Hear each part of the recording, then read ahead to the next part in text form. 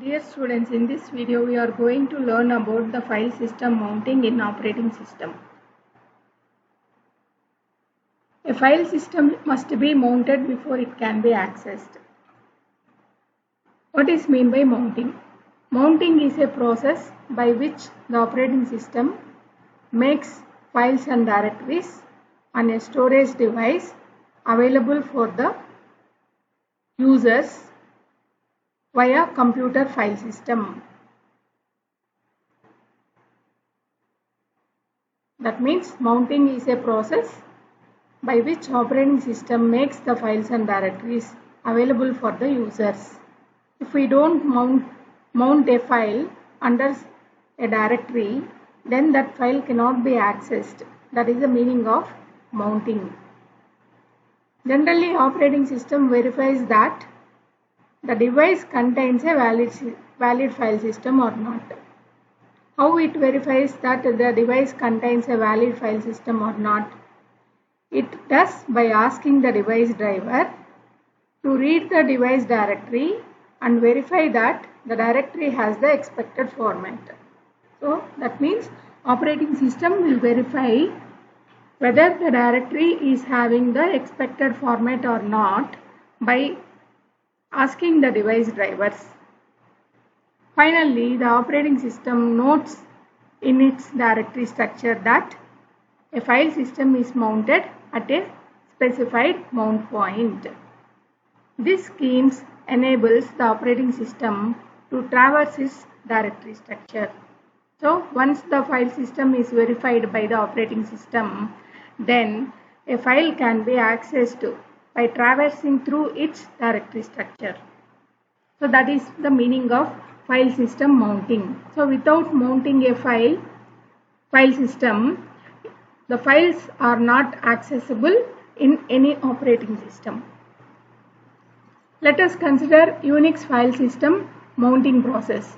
For example, in an Unix operating system, a file system containing a user's home directories must be mounted as home. That means in Unix file system, we generally call it as root directory as home directory. So the root directory is a home directory. Generally, all the subdirectories and files are mounted under this home directory. And if any file is there, for example, consider sample is a directory. It is mounted under home. Then we can access sample by preceding it with the home. So like home/sample. This is how we will access this directory sample. Suppose if sample is mounted under users, then we have to precede it with users like /users/sample.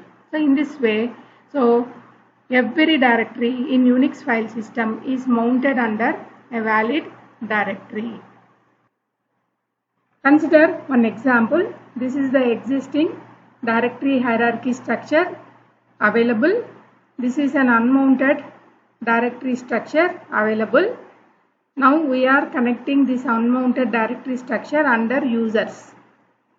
So after mounting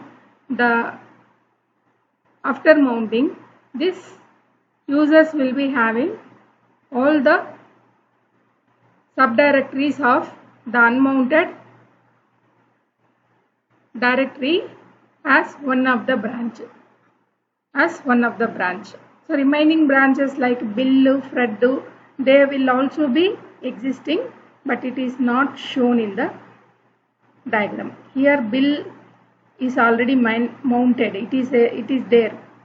Fred directory structure is also there. Now we are mounting this directory structure under users, such that we can access all the contents of this directory structure through users directory. For example, Jane can be accessed as /user/Jane. So this is how the directories are accessed through its mounted directories. How the files are shared in the operating systems. Generally, sharing of files on multi-user systems are desirable because multiple users will be using the shareable files, so file sharing is essential. The sharing may be done through a protection scheme. How the protection scheme helps? It will help the users to find out whether they have permission to access the file or not. So therefore, protection scheme is essential while sharing the files. On a distributed system, files may be accessed across the network by using the network file system. It is the common distributed file sharing method used in a multi-user operating system like distributed system.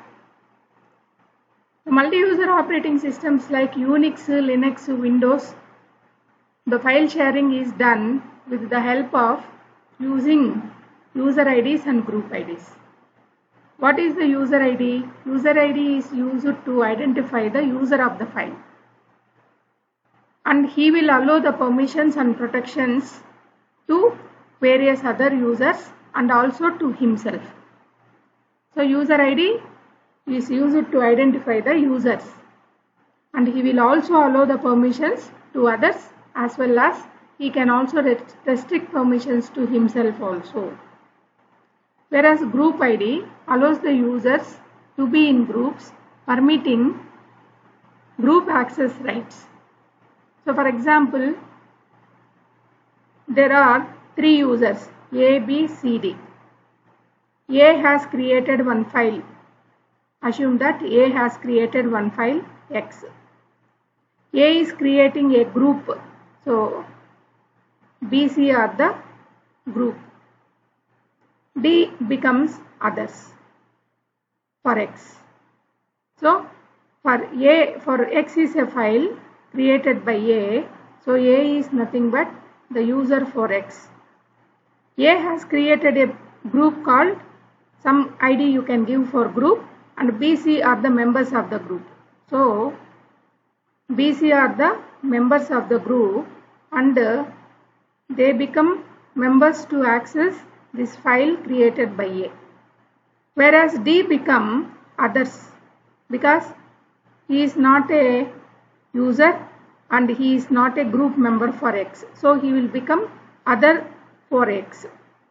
So by using this kind of different users, we can provide permissions to access any file created by user.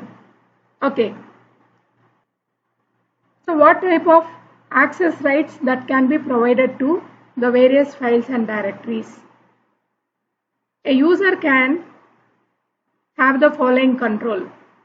What can be done, by whom can be done. That means user can decide what group members can perform on this X, what other users can perform access on this particular file X. So that can be determined by this user. So what are the types of access rights that a user can grant to group members and other members?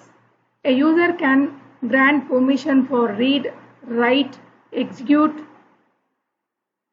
Append means appending some contents to the already existing file, deleting the file contents, and to see the list of files and directories present under some directories. So these are all the various access permissions that can be granted to group members and other members by the user of the file, that is owner of the file. So owner of the file can decide who can perform the read operation, write operation, execute operation, append operation, delete operation, and he can also view the listing of files and directories under a specific directory. So these are all the access permissions that can be granted by the user to groups and other members. So access list is nothing but what are all the rights a owner of the file has, what are the rights the group members has, what are the rights the other members has. Others means the public who are not in the group. So they are called as public. So in Unix file system, we will maintain the permissions like RWX in 3 groups. R indicates read permission, W indicates write permission, X indicates execute permission.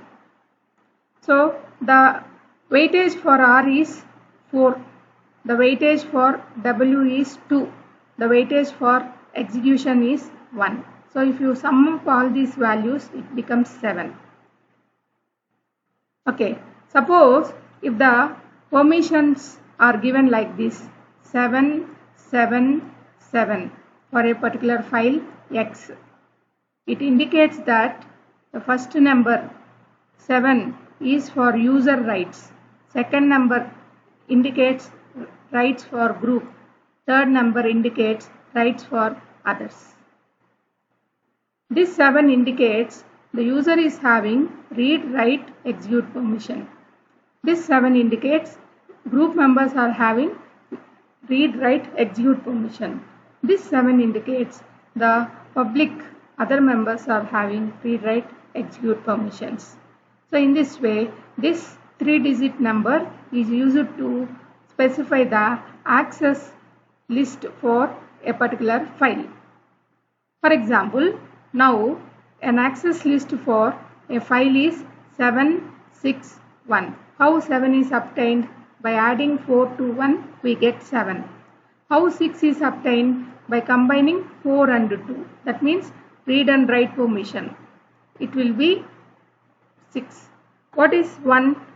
It means that execute permission. So the user is having read, write, execute permissions.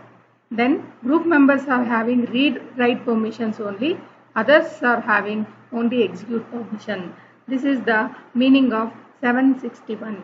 For example, another value. For example, 631. If this is the file permission, access list for a particular file.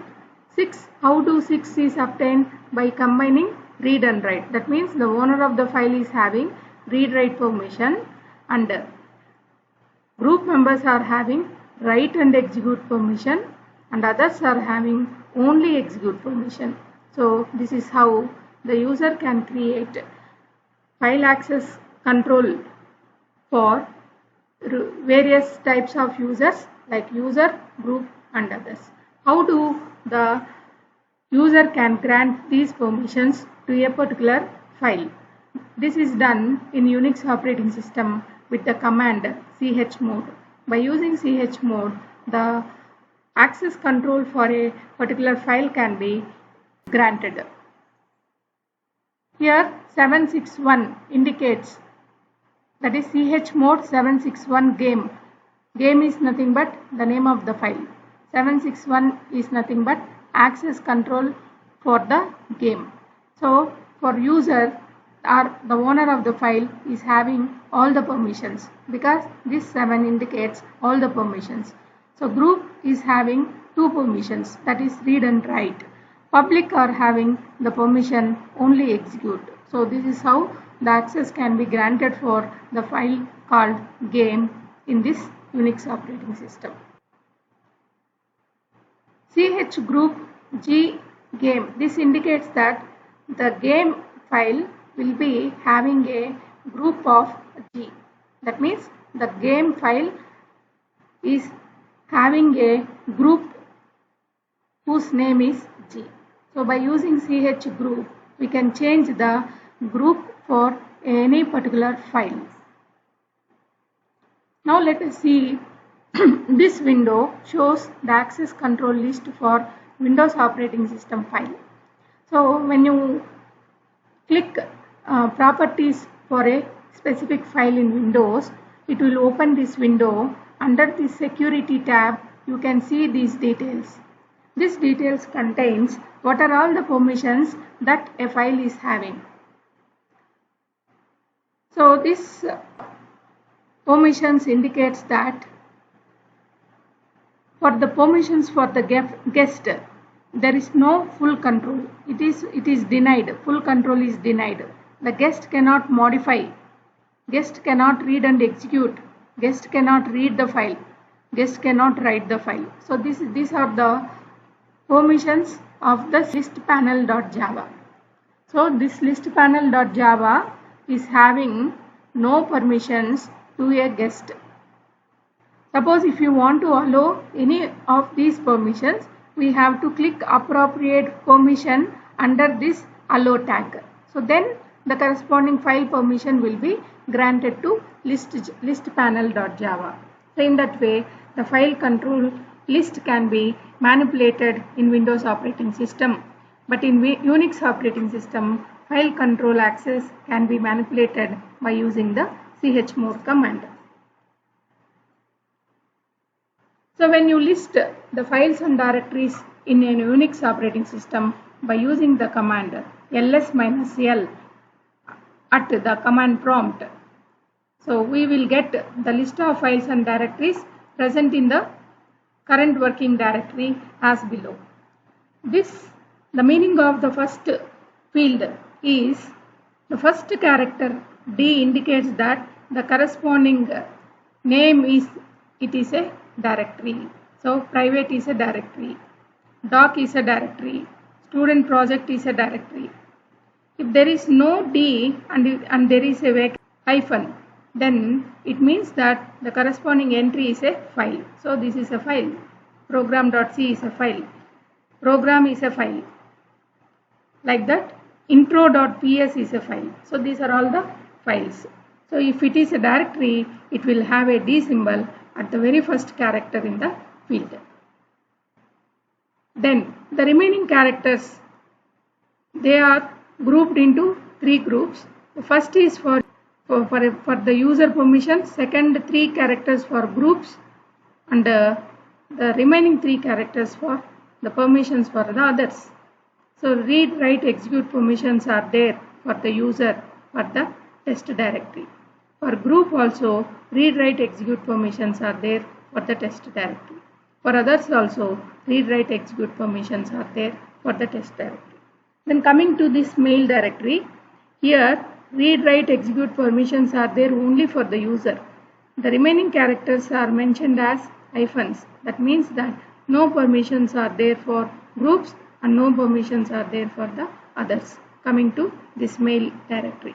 Then coming to this library directory. So this is a directory. It has read, write, execute permissions for user. No read, write permission, but execute permission is there for the group. No read, write permission, but execute permission is there for others, for library. Coming to this case, it is a file. Read, write permissions are there for user, no execute permission for user.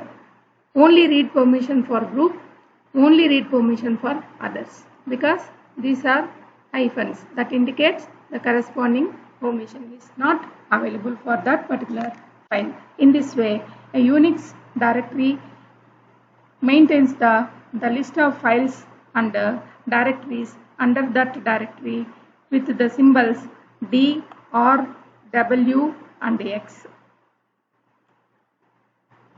Thank you for watching this video.